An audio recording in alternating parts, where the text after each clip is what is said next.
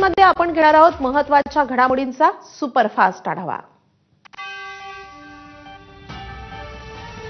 राज्याचे अन्न आणि नागरी पुरवठा मंत्री छगन भुजबळ यांनी नागपुरातून मनोज जरांगेंसह शरद पवारांवर निशाणा साधलाय। जालन्याच्या अंतरवली सराटीमध्ये पोलिसांवर दगडफेक झाली होती। या हल्ल्याच्या नियोजनामध्ये शरद पवारांच्या राष्ट्रवादीच्या आमदाराचा सहभाग असल्याचा खळबळजनक आरोप भुजबळांनी केलाय। तसंच त्या दगडफेकीमध्ये पोलिसांवरही हल्ला करण्यात आल्याचं भुजबळ म्हणालेत। या हल्ल्यामध्ये 84 पोलीस जखमी झालेत, ज्यामध्ये महिला पोलीस देखील होत्या, असा दावाही भुजबळांनी केलाय। त्यामुळे शरद पवारांच्या राष्ट्रवादीकडून तो आमदार कोण असा सवाल आता उपस्थित होतोय। रात्रीतून मीटिंग झाल्या, त्याच्यामध्ये काही आमदार होते? होय, पवार साहेबांचे आमदार होते, मी नावच होतं यांनी सांगितलं। आणि त्याप्रमाणे सगळ्या गच्च्यांवर दगड ठेवले आणि सकाळी जेव्हा पोलीस आले तर तुफान दगडाचा मारा सुरू झाला। नागपुरातील समता परिषद कार्यकर्ता संवाद मेळाव्यातून भुजबळांनी जरांगेंवर हल्लाबोल केलाय। जो जरांगेंना समर्थन करेल त्याला निवडणुकीत पाडा, असं भुजबळ म्हणालेत। तर मराठा आरक्षणाच्या जीआरमुळे ओबीसी आरक्षणाला धक्का लागल्याचंही भुजबळ यावेळी म्हणालेत। मराठ्यांना दिलेलं आरक्षण संविधानानं दिलेल्या कायद्याच्या विरुद्ध असल्याचं भुजबळ म्हणाले। तसंच आमच्या आरक्षणाला धक्का लावू नका अशी विनंती देखील भुजबळांनी भाषणातून केली आहे।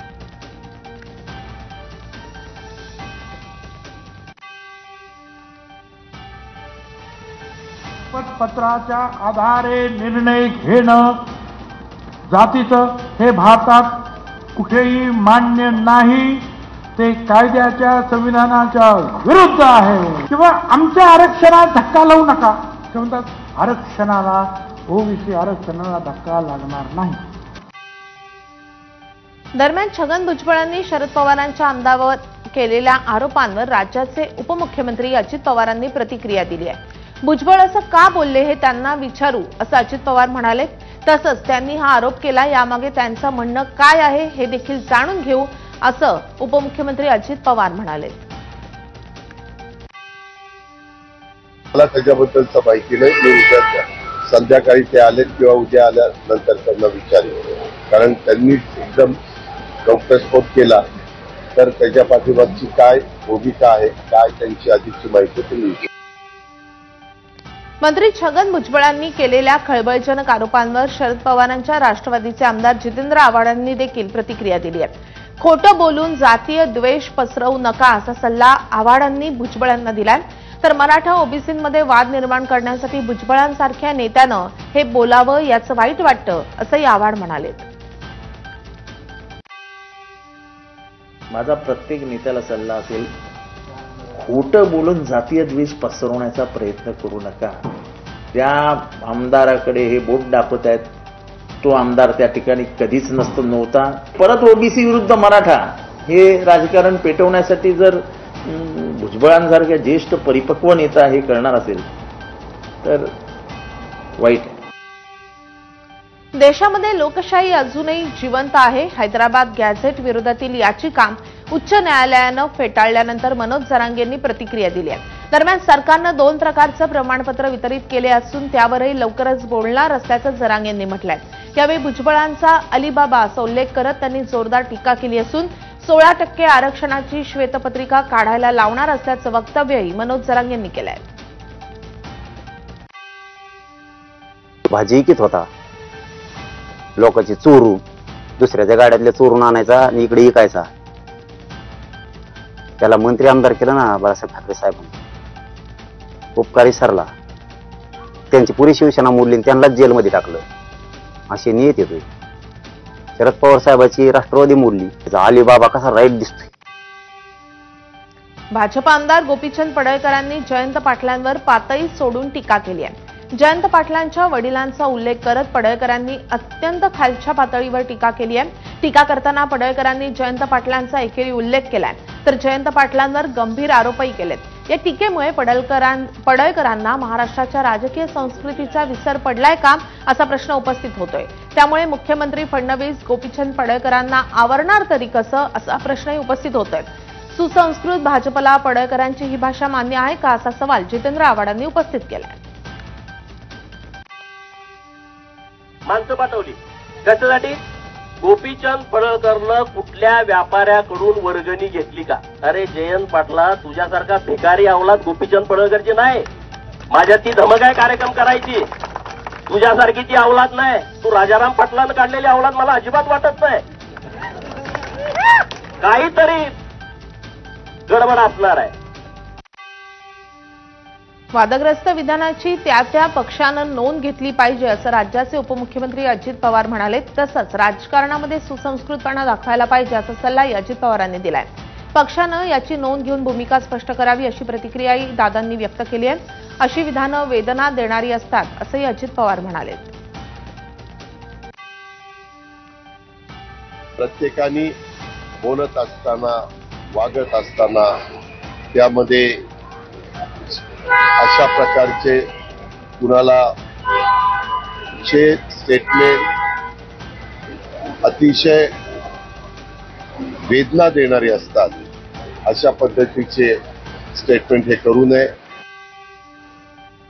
दरम्यान पडळकर हे वरच्या पातळीवर कधीच बोलत नाहीत, ते खालच्या पातळीवर बोलतात अशी टीका शरद पवारांच्या राष्ट्रवादीचे आमदार जितेंद्र आव्हाडांनी दिली आहे. जयंत पाटलांच्या आईविरोधात अपशब्द वापरून बोलतात, हे आशीर्वादानं सुरू असल्याचं आव्हाड म्हणाले. नेतृत्वाचा पाठिंबा असल्याशिवाय असं बोलणं शक्यच नाही असंही यावेळी आव्हाड म्हणाले. ज्यांच्या मातोश्रींचा राजकारणाशी काहीही संबंध नाही, ती दोघंही आज या जगात नाही, त्यांच्याबद्दल अशा पद्धतीची भाषा, इतकी घाणेरडी भाषा ही वापरणं हे एखाद्याला शोभा देतं का? बीजेपीच्या नेतृत्वाने पुढे येऊन ह्याची स्पष्टता द्यावी. किंबहुना आमची अपेक्षा आहे की आपण जाहीररित्या याबद्दलची नापसंती व्यक्त करून माफी मागत. पडळकरांनी जयंत पाटलांवर केलेली टीका ही अत्यंत खालच्या पातळीची असून त्यावर त्यांनी स्वतःच्या बौद्धिक दिवाळखोरीचं दर्शन उभ्या महाराष्ट्राला घडून आणल्याचं शशिकांत शिंदेंनी म्हटलंय. तर राजकारणामध्ये वैचारिक मतभेद असणं स्वाभाविक आहे, पण मतभेद सभ्यतेच्या चौकटीत मांडले पाहिजेत असंही शशिकांत शिंदे म्हणाले.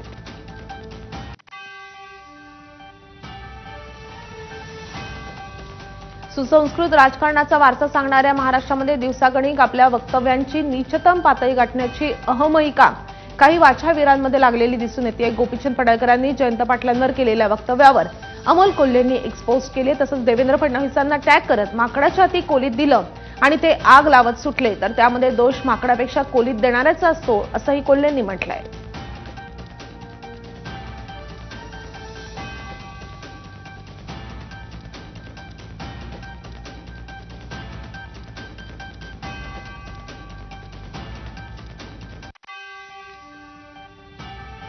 भाजप आमदार गोपीचंद पडळकरांनी जयंत पाटलांवर पातळी सोडून टीका केली आहे. याच निषेधार्थ आज सांगलीमध्ये गोपीचंद पडळकरांविरोधात शरद पवारांच्या राष्ट्रवादीकडून आंदोलन केलं जाणार आहे. गोपीचंद पडळकरांनी जयंत पाटलांबाबत केलेल्या वक्तव्याविरोधात शरद पवारांची राष्ट्रवादी चांगलीच आक्रमक झाल्याचं पाहायला मिळत आहे. त्यामुळे आजच्या आंदोलनातून शरद पवारांच्या राष्ट्रवादीकडून पडळकरांवर रोष व्यक्त करण्यात येणार आहे. मनसे अध्यक्ष राज ठाकरे आज अंबरनाथ आणि कल्याण दौऱ्यावर जाणार आहेत. आगामी स्थानिक स्वराज्य संस्थांच्या निवडणुकांच्या पार्श्वभूमीवर ते अंबरनाथ, उल्हासनगर, बदलापूर आणि कल्याण डोंबिवलीतील पदाधिकाऱ्यांशी थेट संवाद साधतील. सकाळी 10 वाजता अंबरनाथमधील पनवेलकर हॉलमध्ये पहिली बैठक होईल, तर दुसरी बैठक दुपारी 12 वाजता कल्याणमधील गुरुद्वारा हॉटेलमध्ये पार पडणार आहे.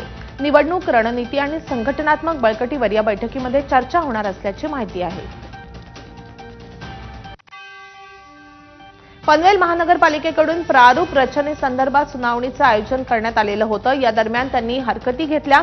त्यांना फक्त एका व्यक्तीसोबत टोकन घेऊन आत येण्याची अट असताना भाजपचे माध्यम प्रमुख नवनाथ बन कोणतीही हरकत न घेता आतमध्ये आल्याचा आरोप मनसेचे योगेश चिलेंनी केलाय. या प्रकरणाची चौकशी करण्याची मागणी देखील योगेश चिलेंनी केली आहे. दक्षिण मुंबईतील सिंदूर पुलावर ठाकरेंची शिवसेना आणि मनसेकडून एकत्रितपणे आंदोलन करण्यात आलं. पोलिसांकडून पुलाच्या मधोमध बॅरिगेड्स लावण्यात आल्यानंतर स्थानिक नागरिक आणि व्यापाऱ्यांना मोठा त्रास होऊ लागला. त्यामुळे दोन्ही पक्षांनी बॅरिगेड्स हटवण्याची मागणी केली होती, पण प्रशासनानं त्याकडे दुर्लक्ष केल्यानं ठाकरेंची सेना आणि मनसे यांच्या कार्यकर्त्यांनी आंदोलन करत जोरदार निषेध नोंदवला आणि बॅरिगेड्स काढण्यासाठी प्रयत्न केले. मुंबई महापालिका निवडणुकीच्या पार्श्वभूमीवर शिवसेना पक्षप्रमुख उद्धव ठाकरे सक्रिय झालेत. काल शिवसेना भवनामध्ये शाखा प्रमुख आणि पुरुष पदाधिकाऱ्यांची बैठक पार पडली. यामध्ये निवडणुकीच्या तयारीबाबत ठाकरेंनी सूचनाही दिल्यात. आता याच अनुषंगानं आज दुपारी 4 वाजता महिला पदाधिकाऱ्यांची बैठक शिवसेना भवन येथे आयोजित करण्यात आलेली आहे. या बैठकीलाही उद्धव ठाकरे स्वतः उपस्थित राहतील.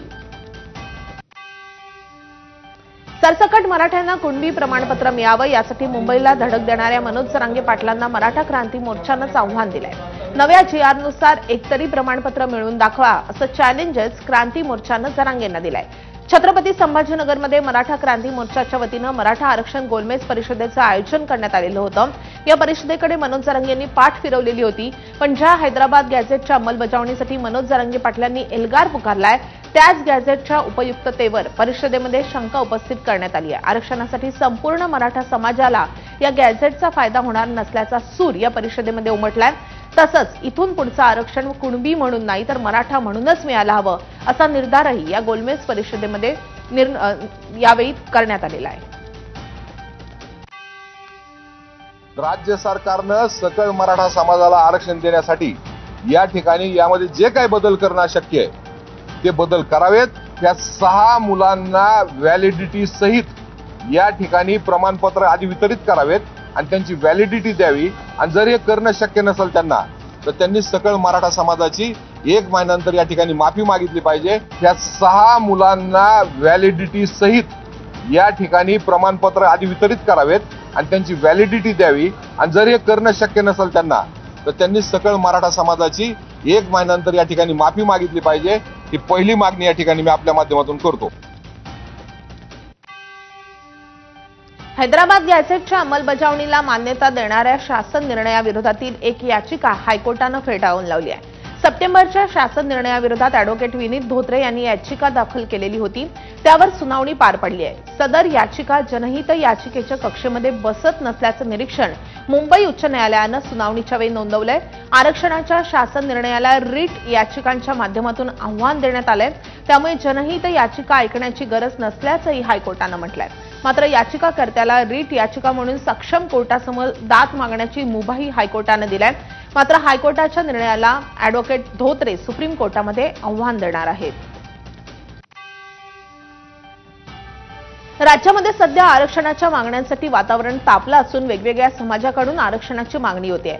यातच आता नागपूरच्या संविधान चौकामध्ये गोंड गोवारी समाजही अनुसूचित जमाती प्रवर्गातून आरक्षण मिळावं या मागणीसाठी मैदानामध्ये उतरलाय. तर या मागणीची पूर्तता करण्यासाठी राज्य सरकारनं माजी न्यायमूर्ती KL वडनेंच्या अध्यक्षतेखाली जी समिती तयार केली आहे. तर या समितीचा अहवाल तत्काळ सादर करावा, अन्यथा पुढील काळामध्ये मोठं आंदोलन उभं करू असा इशारा गोंड गोवारी समाजाच्या आंदोलकांनी दिलाय.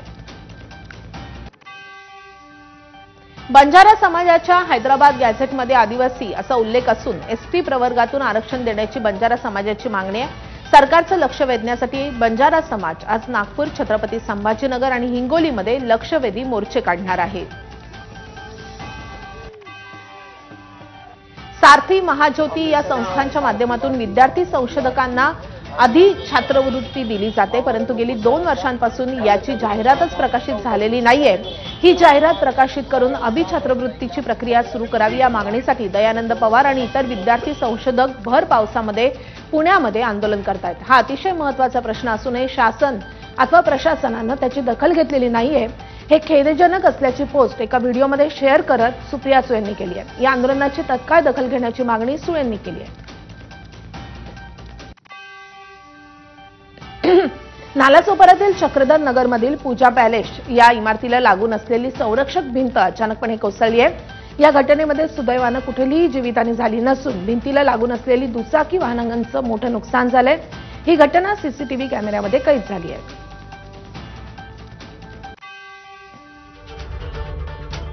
तर या बातम्यांसोबतच बुलेटिनमध्ये अगदी छोटासा ब्रेक.